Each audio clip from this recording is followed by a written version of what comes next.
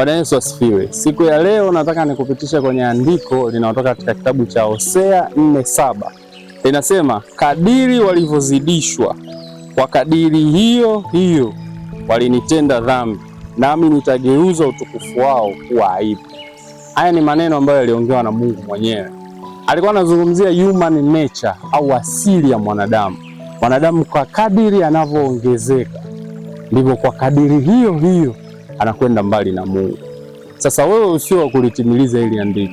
Wakati wote unapoomba Mungu akupe mazidisho ya aina yoyote, you have to be careful. Unahitaji kuwa makini sana. Je, mazidisho hayo yanakupeleka mbali au yanakuleta karibu na Mungu? Wote tunatakiwa kujifunza, wote tunatakiwa tujitathmini.